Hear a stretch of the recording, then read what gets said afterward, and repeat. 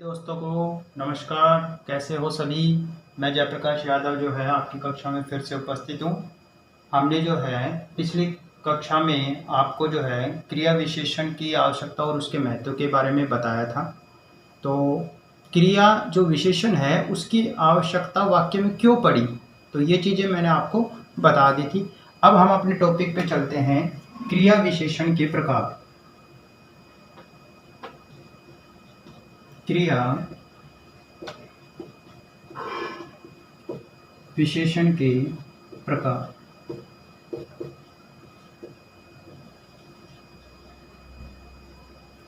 क्रिया विशेषण में आपने जो है ज़्यादातर 4 प्रकार पढ़े होंगे। सभी की बुक में या एनसीईआरटी बुक में जो है आपने ये पढ़ा है कि क्रिया विशेषण जो है 4 प्रकार की होती है। लेकिन मैं आपको क्रिया विशेषण के 5 भी, क्रिया विशेषण के 6 भी प्रकार आपको बताऊंगा। वो किस प्रकार से होते हैं, तो आप भी जो है सस्पेंस में न रहें कि किस प्रकार से जो है क्रिया विशेषण के हमने पढ़े 4। 5वां चलो आपने बाई चांस पढ़ लिया होगा किसी भी कोचिंग इंस्टीट्यूट में, निपात। लेकिन मैं आपको इसके अलावा भी 2 ऐसे प्रकार बताऊंगा जिससे आपको जो है वाक्य बनाने में सहायता मिलेगी या वाक्य की पहचान करने में आपको जो है सहायता मिलेंगी। रीट के एग्जाम में ज़्यादातर ये चीज़ें आती हैं कि जैसे आपके पिछली बार जो है निपात के बारे में पूछ लिया था कि निपात से रिलेटेड क्वेश्चन दे दिया कि कौन सा जो है क्रिया विशेषण है, लेकिन ऑप्शन में जो है निपात नहीं मिल था, बल्कि ये 4 ही थे। तो आपको ऑब्जर्व के अनुसार पता करना है कि उस वाक्य में इनमें से कौन सा है। तो वो चीज़ें हमें बाद में सीखेंगे। सबसे पहले हम आते हैं क्रिया विशेषण के प्रकार। क्रिया विशेषण के प्रकार में बेटा 4 प्रकार में पहला आता है आपका कालवाचक,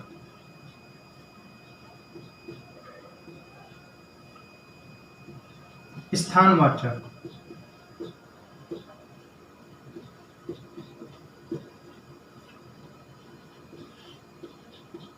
परिमाणवाचक और चौथा है आपका रीतिवाचक। और जो सबसे इंपॉर्टेंट है आपका 5वें नंबर का, वो है निपात। लेकिन निपात को हम सबसे बाद में लेंगे। अब इसमें जो ये मैंने आपको कालवाचक, स्थानवाचक, परिमाणवाचक, रीतिवाचक और निपात, इनके अलावा क्या होता है कि ये 5 जो है आपने पढ़े। हिंदी में अव्यय पढ़े थे। अव्यय कितने बताए थे? 4 बताए थे। 5वां जो है निपात बताया था। निपात जो है ये क्रिया विशेषण में ही प्रयोग होता है। ये चीज मैं आपको सबसे लास्ट में बताऊंगा किस प्रकार से होता है, समुच्चय बोधक, विस्मयाबोधक के बाद और संबंध बोधक के बाद में। तो हमारा जो टॉपिक है वो है कालवाचक, स्थानवाचक, परिमाणवाचक और रीतिवाचक। अब इसमें कालवाचक की कैसे पहचान करेंगे कि वाक्य में जो है कालवाचक क्रिया विशेषण है, स्थानवाचक क्रिया विशेषण है, परिमाणवाचक क्रिया विशेषण है या रीतिवाचक। तो उसकी पहचान के लिए मैं आपको जो है बता देता हूं कि आपको क्या करना है। सभी वाक्य में जो क्रियाएं आती हैं, सभी वाक्यों में क्या आती है? क्रिया। इसमें भी क्रिया मिलेगी आपको, स्थान में भी क्रिया मिलेगी, परिमाण में भी क्रिया मिलेगी और रीति में भी क्रिया मिलेगी। इन चारों में आपको वाक्य में क्रिया मिलेगी। अब आपको करना क्या है? सबसे सरल तरीका यही है कि वाक्य में आपको कैसे पहचान करनी। आपको क्या करना है, क्रिया से पहले हम ऐसे शब्द लगा देंगे और उससे शब्द से हम क्या बना लेंगे? वाक्य बना लेंगे। जैसे हमारे पास एक शब्द दिया, जैसे मैं आपके सामने वाक्य लिख रहा हूं, इन्हीं वाक्यों से आप पहचान कर सकते हो। नंबर 1, राम धीरे चलता है। नंबर 2, सोहन सुबह आएगा। देखो जो वार हो गया, रोहन यहां आओ। चौथा है वह चुपके से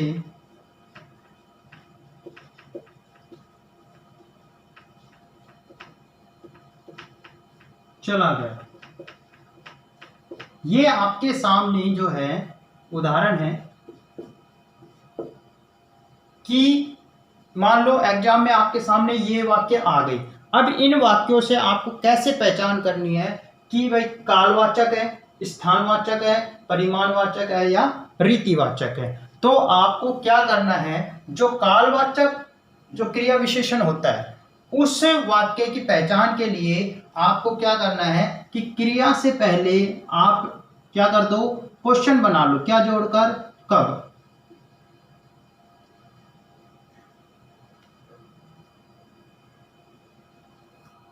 क्रिया से पहले क्या लगा दिया, कब। स्थान में जो है हमने क्या लगा दिया, कहां। परिमाण में क्या कर दिया, कितना। और रीति में क्या कर दिया, कैसे। ये हमने जो है आपके सामने ये शब्द दिए हैं। इन शब्दों को क्या करना, जो भी आपको वाक्य दे रखा है उस वाक्य की क्रिया से पहले लगा देना। जैसे हमारे पास यहां पर जो है क्रिया क्या है, चलना, आना, आना और चला गया। ये जो है आपके सामने क्रिया है। तो इस क्रिया से पहले जैसे हमारे पास एक शब्द ये दिया गया है धीरे, ये दिया गया है सुबह, यहां पर दिया गया है यहां, समझ रहे हो। तो इस प्रकार से हम ये कर सकते हैं कि यहां पर दिया गया है चुपके से। तो हमने क्या किया, अब हमें ये इन वाक्यों में नहीं पता कि कौन सी क्रिया है। हमने क्या किया कि राम कब चलता है, कहां चलता है, कितना चलता है, कैसे चलता है। तो ध्यान देना, देखो मैंने लगाया राम कब चलता है, कब समय आ रहा है, नहीं आ रहा। कहां चलता है, स्थान का बोध हो रहा है, नहीं हो रहा। कितना चलता है, दूरी दे रखी है, नाप तोल दे रखा है, नहीं दे रखा। कैसे चलता है, यानी उसका ढंग बता रखा है। क्या बता रखा है, ढंग यानी तरीका। तो उसका जो है राम का चलने का तरीका क्या है, धीरे। इसका मतलब ये जो वाक्य है ये किसका हो जाएगा, रीतिवाचक क्रिया विशेषण। समझ में आया। तो इसी प्रकार से दूसरा है सोहन सुबह आएगा। तो यहां पर क्या होता है, सोहन कब आएगा। तो कब आ रहा है, तो हमें उत्तर क्या मिल रहा है, सुबह। इसका मतलब जो है क्या हो गया, कौन सा क्रिया विशेषण हो गया, कालवाचक। दूसरे में क्या हो गया, कालवाचक। तीसरे में रोहन यहां आओ, तो कहां पर आओ, यहां। तो इसका मतलब वो क्या बता रहा है, स्थान का बोध करवा रहा है। तो इसका मतलब क्या हो गया, तीसरे वाक्य में स्थानवाचक क्रिया विशेषण। चौथे में है कि वह चुपके से चला गया, यानी क्या हो गया, वह चुपके से चला गया। तो इसमें हमने कहा कि वह कब चला गया, कहां चला गया, कितना चला गया, कैसे चला गया। समझ रहे हो। तो इस प्रकार से आपको जो है क्रिया जो दे रखी है उस क्रिया से पहले जो आप ये शब्द अगर आप लगा दोगे और उस क्रिया से उस वाक्य में क्या बना लोगे, प्रश्न बना लोगे, तो आपको उसका ऑटोमेटिक आंसर मिल जाएगा। और उसके तहत ही आप पता कर सकते हो कि कालवाचक क्रिया विशेषण है, स्थानवाचक क्रिया विशेषण है, परिमाणवाचक है या रीतिवाचक क्रिया विशेषण है। तो आपकी ये चीज शायद समझ में आ गई होगी। इसके बाद मैं आपको एक छोटी सी कहानी और बताता हूं, उसके तहत अगर ये चीज नहीं समझ में आ रही तो उसके तहत आप समझ सकते हो। जैसे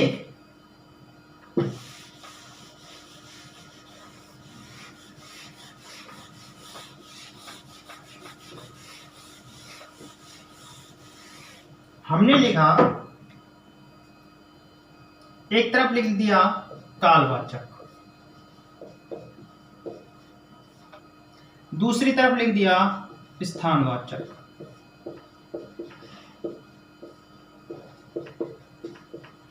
परिमाणवाचक। और सबसे लास्ट है रीतिवाचक।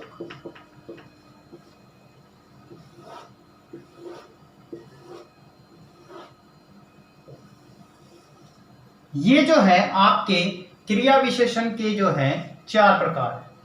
अब इन 4 प्रकार में हमने क्या कहा था कि जो कालवाचक है, कालवाचक में क्या चीज आपको लिखनी है, क्या बताना। काल मतलब क्या होता है, समय। काल मतलब क्या होता है, समय। तो इसका मतलब हमें क्या करना है, कब। हमने क्या लिखा था उसमें, कब लिखा था। दूसरे में स्थान है, स्थान मतलब कहाँ। परिमाण मतलब कितना। और रीति मतलब कैसे। ये 4 शब्द हमारे सामने दिए गए हैं जिनसे हम वाक्य में क्या बनाएंगे, प्रश्न बनाएंगे इनके आधार पे। तो इसमें एक कहानी ये है कि एक छोटा बच्चा है, उस छोटे बच्चे को हमने क्या किया, उसकी गतिविधि हमें नहीं पता कि वो किस समय आया, कहां पर चला गया, कैसे आया, कैसे आया, और कोई भी सामान कितना लेकर आया। तो इसमें हमने देखा, हमने पूछा उसका समय कि कब आया, तो उसने क्या दे दिया कि 2 घंटे पहले आया। कहां से आया, कहां से आया, जयपुर से, अलवर से, लुधियाना से, इलाहाबाद से, कहीं से भी। कितनी चीज लेकर आया।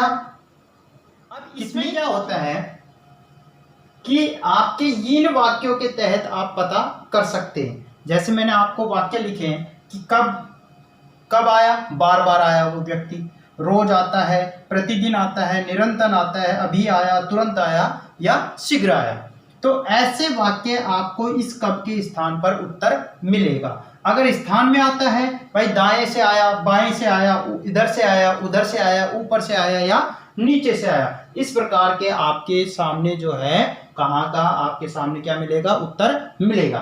परिमाण में क्या होता है कि मात्रा, यानी आपने जो है परिमाणवाचक विशेषण भी पढ़ा होगा, उसमें क्या करते थे, नाप तो अधिक लेके आया है, थोड़ा लेके आया है, कुछ है, बस इतना ही, या काफी है, या इतना ही है, या उतना ही है। और रीति में मिलता है धीरे धीरे, जैसे आप लोग चलकर आए तो किस प्रकार से आए, धीरे धीरे चल के आए। जैसे मैंने अभी लिखा था थोड़ी देर पहले कि राम जो है धीरे चलता है, तो उसके चलने का जो ढंग है, ढंग, रीति का मतलब क्या होता है, ढंग या तरीका। तो वो ढंग जो है कैसा था, धीरे। तो चलने का जो ढंग है वो कैसा है, धीरे। तो इसमें रीतिवाचक में धीरे धीरे, ऐसे वैसे, अचानक, गलत और सही, ये वाक्य आपके सामने मिलते हैं। जैसे हम जो है यहाँ पर आपके सामने एक उदाहरण ले लेते हैं कि मनीष कल वहां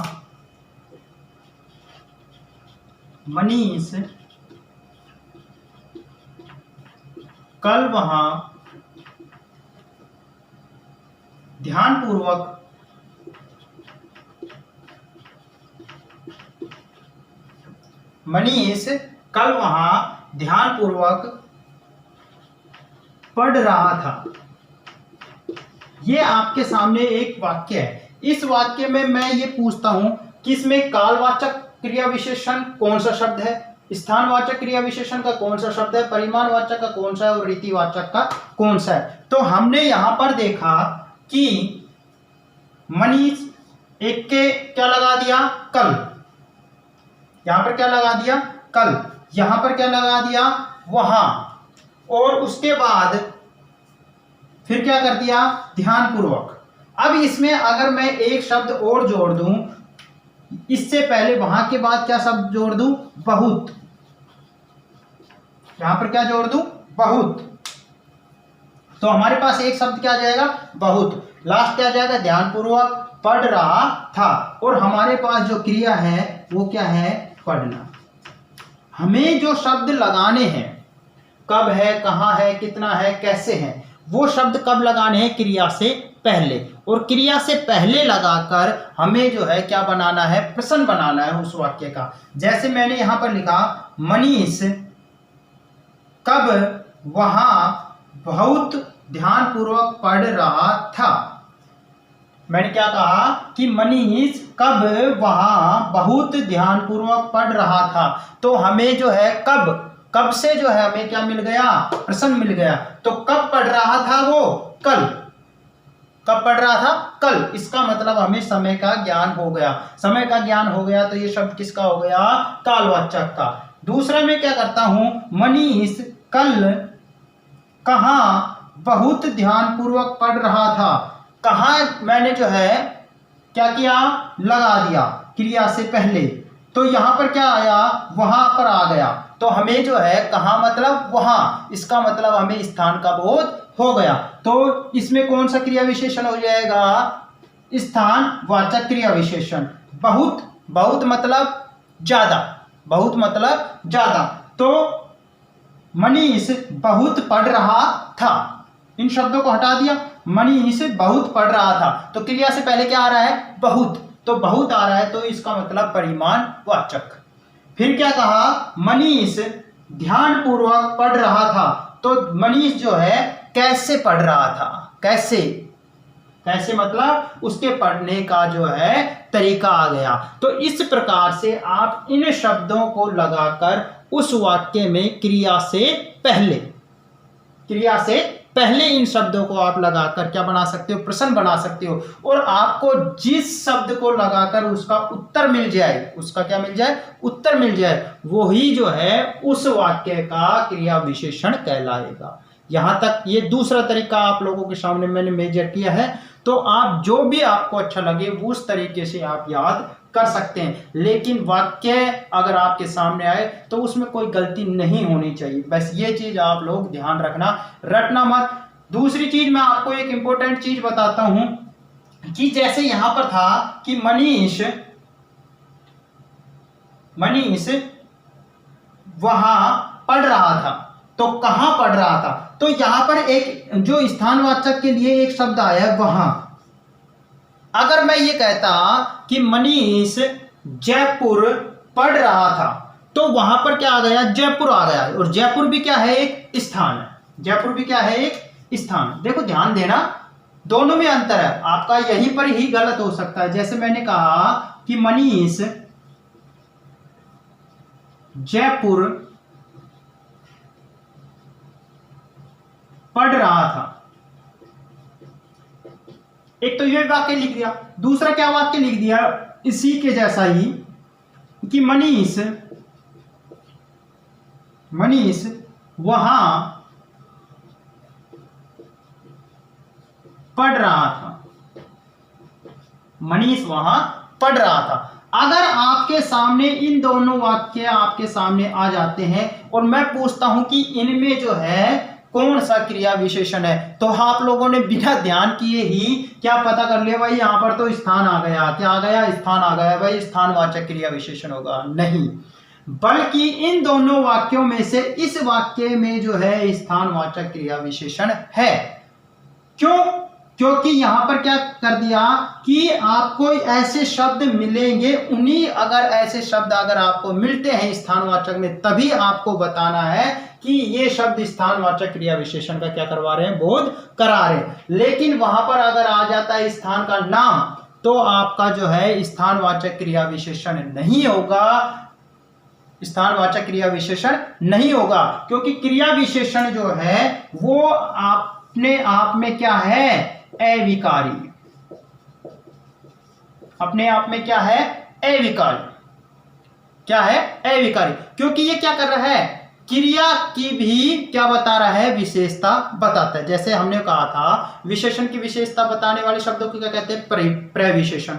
ऐसे ही क्रिया की विशेषता बताने वाले को क्या कहते हैं, क्रिया विशेषण, ना कि क्रिया प्रविशेषण कहते हैं। ये चीज ध्यान रखना, मैंने आपको पिछली कक्षा में भी आप लोगों को बताया था। तो ये चीज आप ध्यान रखना। अगर आपके पास आ जाता है कि जयपुर पढ़ रहा था, तो आपका वो क्रिया विशेषण नहीं होगा, बल्कि स्थानवाचक विशेषण होगा, ना कि क्रिया विशेषण।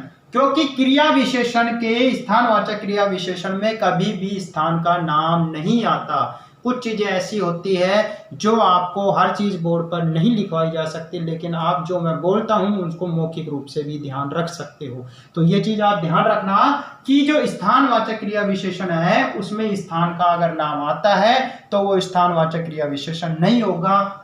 एक चीज तो ये होगी, क्रिया विशेषण क्या है, अविकारी। लेकिन ये जो जयपुर है ये क्या है, स्थान का नाम। और स्थान जहां पर स्थान का नाम आता है वो अपने आप में क्या होती है बच्चों, संज्ञा होती है। मेरे सभी दोस्तों क्या होती है, संज्ञा होती है। और संज्ञा जो है वो क्या है, एक विकारी शब्द। और विकारी शब्द को हम लिंग वचन काल के आधार पर क्या कर सकते हैं, बदल सकते हैं, ना कि अविकारी शब्द को जो है हम इनके आधार पे नहीं बदल सकते। तो ये चीज आपको ध्यान रखनी है, आपकी परीक्षा में आने योग्य जो है ये चीजें हैं, तो इसको जो है अच्छे से याद रखना। अब हम चलते हैं अपने टॉपिक पे आगे की तरफ। आपके दो तरीके हो गए, तीसरा तरीका जो भी आपको अच्छा लगे इन तीन में से वो चीज याद रखना। देखो कुछ बच्चे, कुछ दोस्त ऐसे होते हैं जिनको शॉर्ट ट्रिक अच्छी लगती है, कुछ ऐसे होते हैं जब तक उनको डिटेल से नहीं बता दिया जाता तब तक वो चीज़ समझ में नहीं आती, और कुछ ऐसे होते हैं कि सिर्फ उनको ये बता दो कि इस वाक्य में हमें कैसे पता चलेगा कि ये चीज़ है। तो वो तीनों ही माध्यम के कैटेगरी के दोस्तों को जो है मद्देनजर रखते हुए मैंने ये तीनों तरीके आपके सामने रखें। तो तीसरा जो है हमारे पास जो है क्रिया जो विशेषण है उसके कितने प्रकार थे, 4 प्रकार। नंबर 1 क्या था, कालवाचक। इसमें तरीके में आपकी डेफिनेशन भी इसी में ही आ जाएगी, लिखवाने की जरूरत नहीं है, लेकिन फिर भी अगर आप लोग कहोगे तो मैं लिखवा दूंगा। पहला क्या है, कालवाचक। दूसरा क्या था, स्थानवाचक। नंबर 3 पे क्या था, परिमाण वाचक। देखो इसमें आप ये मत सोचना परिमाणवाचक विशेष, बल्कि क्रिया विशेषण, ये चीज ध्यान रखना। नंबर 4 पे रीतिवाचक या रीतिसूचक, जो भी आप बोल सकते हो, संकेतक। अब इसमें क्या होता है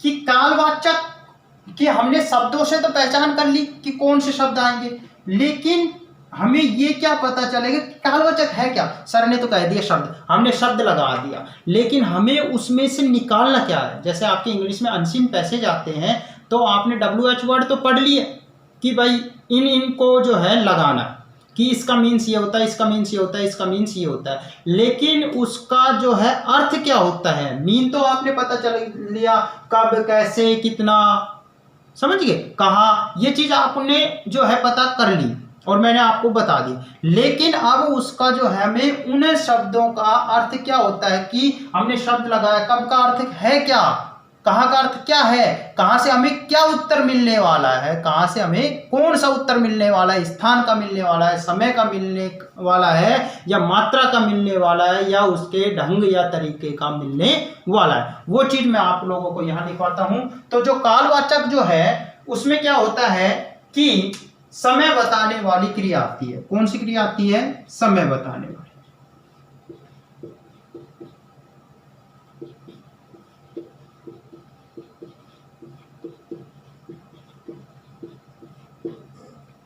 इसमें क्या आएगा, समय बताने वाला। स्थान है, स्थान में क्या आएगा,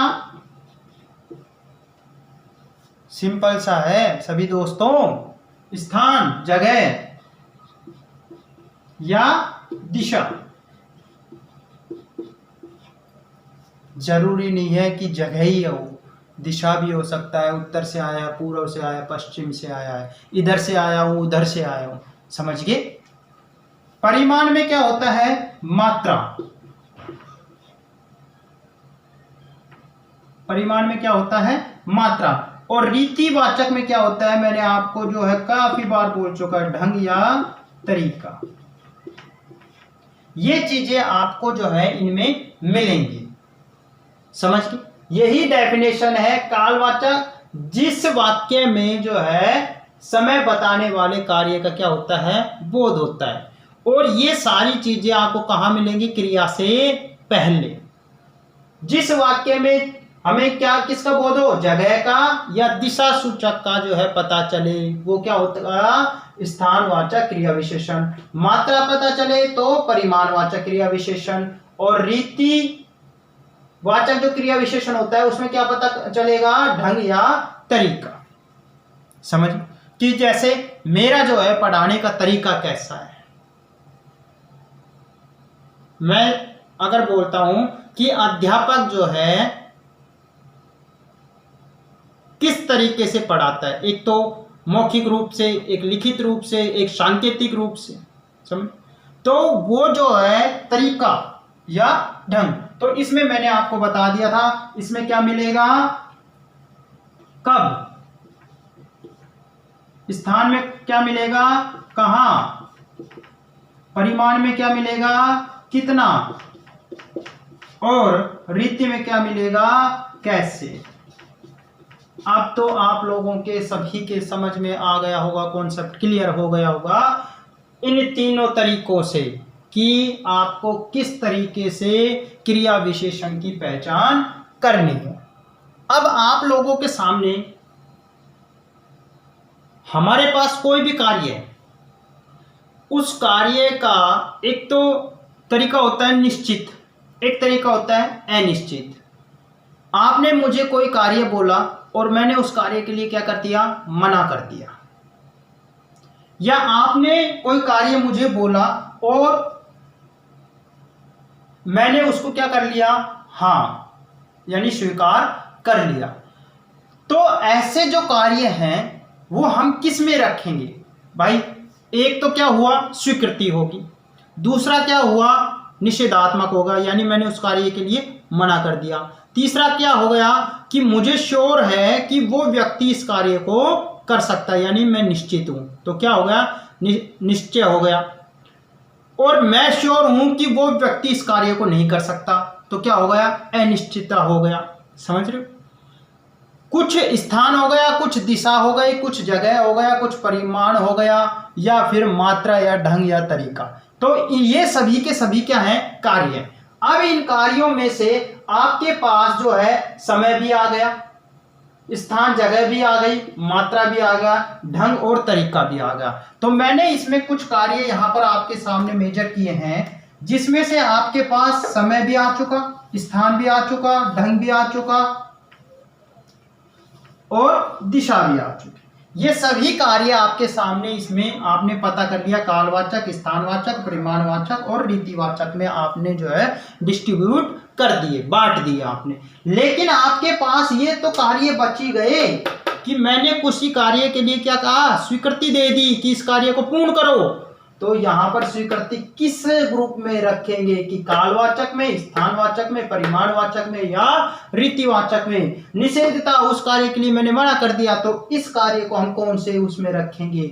तो ये चीजें आप लोगों के ध्यान में रखने योग्य है कि अगर कार्य जो है आपको पता चल रहा है कि यहां पर स्वीकृति दी गई है, या फिर निषेधता है कि मना किया गया है, या फिर निश्चितता दर्शाई गई है या अनिश्चितता दर्शाई गई है, तो ये जो चारों के चारों आपके सामने जो दिए गए हैं, ये सभी के सभी आपके किस में आएंगे, रीतिवाचक क्रिया विशेषण में। इनको भी आप रीतिवाचक क्रिया विशेषण में लिख सकते हो, किस किस को, स्वीकृति, निषेधता, निश्चितता और अनिश्चितता। ये सभी कार्य जो है रीतिवाचक क्रिया विशेषण में मिलेंगे।